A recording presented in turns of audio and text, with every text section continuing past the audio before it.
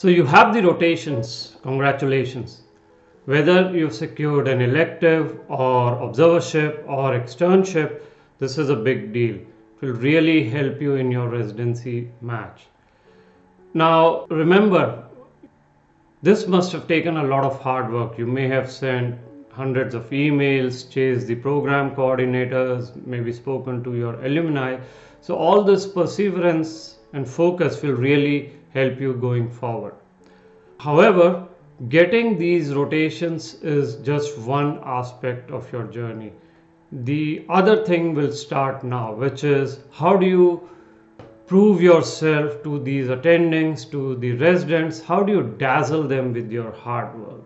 Because eventually, what you want to be able to do is to show them that you fit in the US system so that they can give you great LORs. Maybe they can even talk about you to the residency program directors. So what all do you need to do to make this a reality? In this video, we are going to talk about all of this, and we'll give you certain other tips as well. We'll also have another video, the next one, which is talking about how do you get the letter of recommendations. So watch on, and hopefully these tips will be useful to you.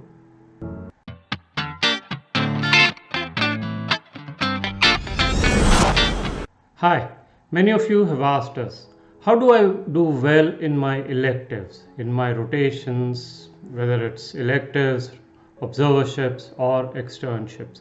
What is expected of me, and how can these rotations help me in my residency match?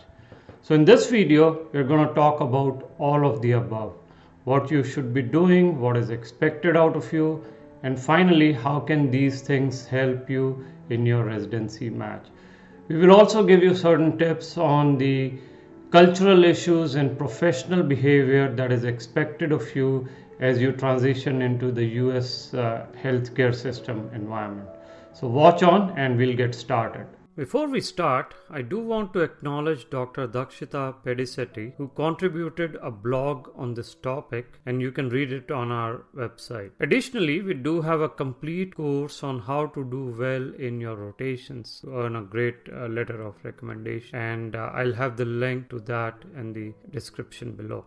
So let's start. First, what can you get out of the rotation, whether it is an elective, externship, or observership? There are a few critical things programs look for, and one of them is the experience in US healthcare environment. Residency programs are looking for applicants who can hit the ground running. Remember, the IMGs and the Caribbean applicants have had up to 70 weeks of US clinical experience. So you need to be able to demonstrate familiarity and comfort with the US clinical environment, be it patient interaction and counseling, use of evidence-based medicine, working with the teams, or use of electronic medical records or EMRs. This is not only important for recent graduates, but also if you have an older graduation year. In fact, I would say more important. It shows that you are clinically current and up to date.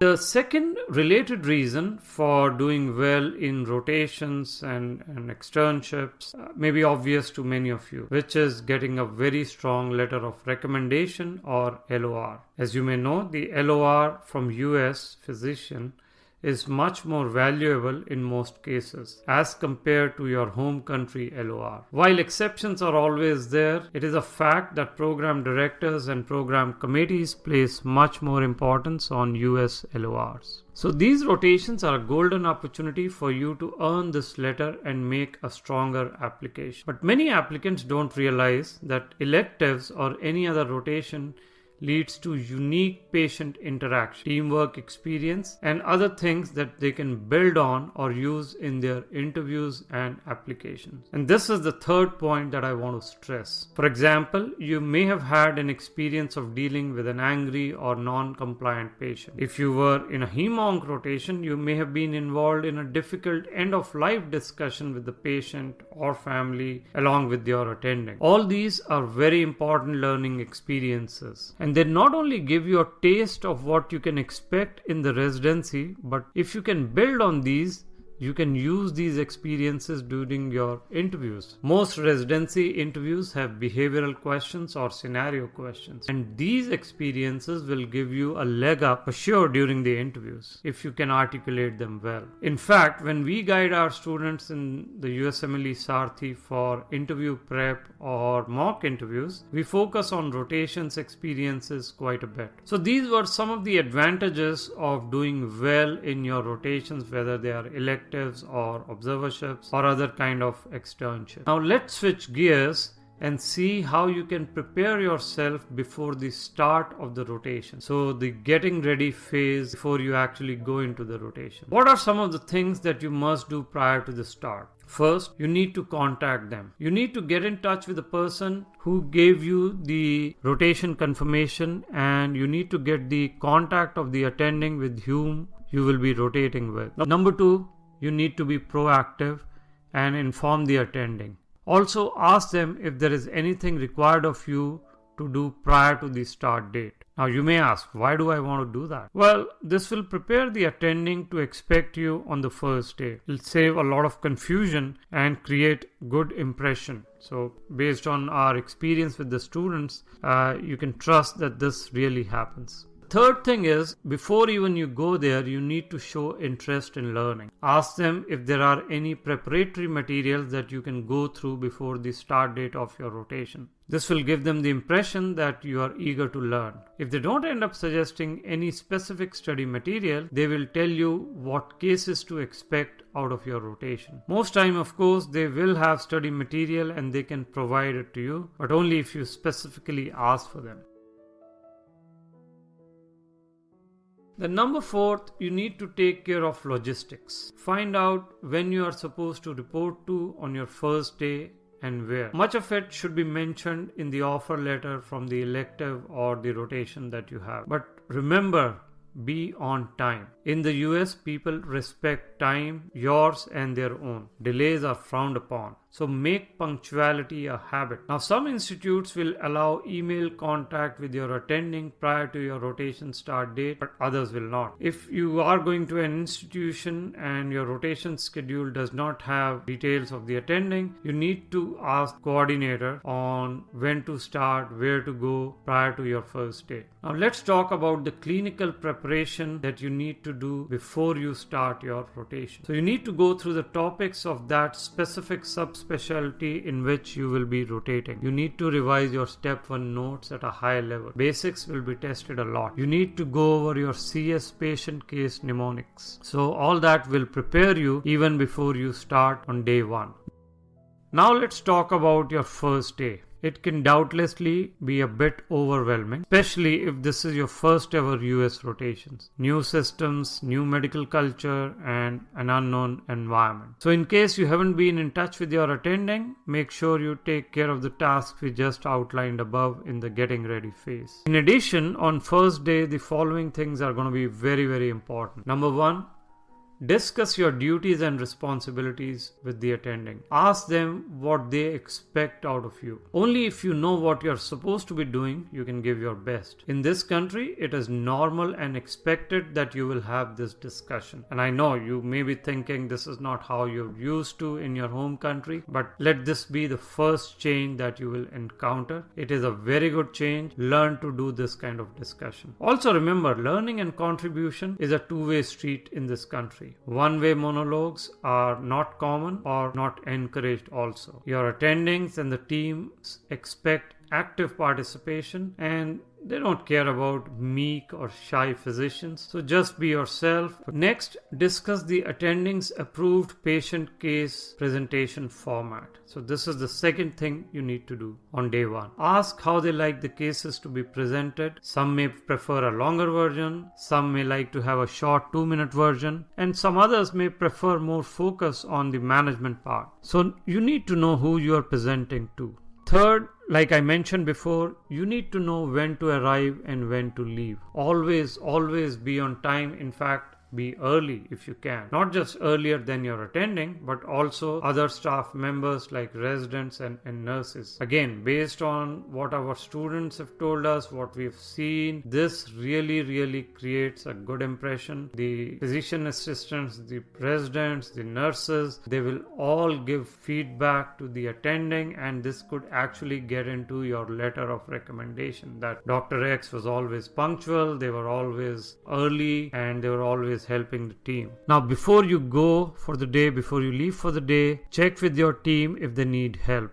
Make it a habit. Stay back if attendings or residents or others need help. They may need help in compiling notes or other related tasks. This counts a lot, and many of such initiatives will definitely make for a glowing feedback. So before you leave, always make it a habit to check back with it. Then a related question which we get, which you should be aware of, is what can I do during my rotation period to have the best result? Now, then let's talk about it. Things to do during your rotation. Number one, most importantly, you need to tell your attending your career plans, how you are planning to apply for residency match, when you are planning, and that you are actually looking for a letter of recommendation. I've seen a lot of students ignore this. I've seen many students just rush on the last week or the last day, and attending is caught unaware. The attending may be on vacation or just maybe too busy to give you a great letter. So you need to do this in the first week of your rotation. Tell them your career plans, tell them that you will look for a letter of recommendation. So you need to plan it out. If you inform them earlier, they will also pay attention to you and observe if you have what it takes for them to write a letter. At the very least, you will have their attention, which is important. The second most important thing that you need to do during your rotation is talk to the residents. Talk to the other staff. Let them know who you are. Ask for guidance.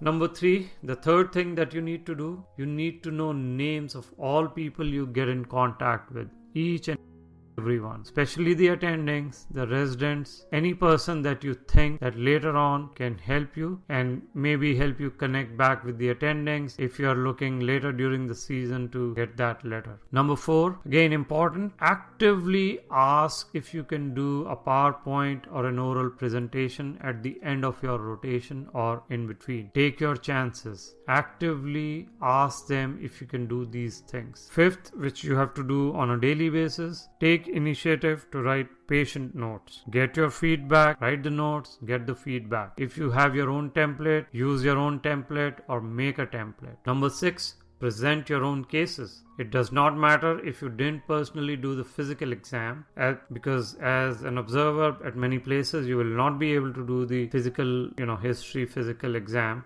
You can always request to present your own cases. No one stops you, but you have to take this initiative. Number seven, feedback. This country is based on feedback. All professionals like to give feedback, like to take feedback. So ask for feedback weekly or bi-weekly, depending on, your attendings, shifts and all that schedule. Finally, I do want to end this presentation, this video with some more tips for your case presentation. So what are some of the things that you need to take care in your patient case presentation? Many attendings expect this out of the case presentation. The first is, the framework is the SOAP framework. So the first is S as in subjectivity. What did the patient present with or the chief complaints? Second is the O, objectivity. What did you find for assessment? Just a short summary in 2-3 lines, which include the S, the O, and your objective assessment. P is the plan. So what is your management plan? What is the treat? Okay, so find in the patient, pertinent findings, physical exam, and for physical exam you can follow the CS terminology. The third is A. For case presentation, follow this SOAP format. In the end, you can always add specific concerns of the patient, any social issues that you have to take care of, any follow-up issues to be kept in mind. Now, likewise, I do want to give you tips for some good presentation, PowerPoint or oral presentation. So earlier was the case presentation, now is the PowerPoint or oral presentation. So Choosing a topic, of course, is very important. Choose a topic that has not been presented recently. Ask around, ask the residents what topics have already been presented in the last few months. Then discuss your chosen topic with your attending and ask if it has been presented. Always use research articles as references for your presentation so that you'll have the latest information. Don't forget to include the basics. If, for example, you're having a talk on the latest advances in CML, talk about the disease and epidemiology before you go into the actual topic. So the basics become very, very important. Finally, have printed copies of the references you used for the presentation and give it to the attendees who are there for your presentation. So if you follow these tips for your PowerPoint presentation, your oral presentation, you will make a lasting impact on the team. The residents will know you, the attendings will obviously observe you, and hopefully all this will get into your letter and you'll have a glowing feedback. Hopefully these tips were useful and you can use them as you go out for your rotations. Please subscribe to this channel, and we are also coming out with our next video very soon, which is going to talk about the letters of recommendations. How do you secure great letters of recommendation? So stay tuned and all the best in your journey.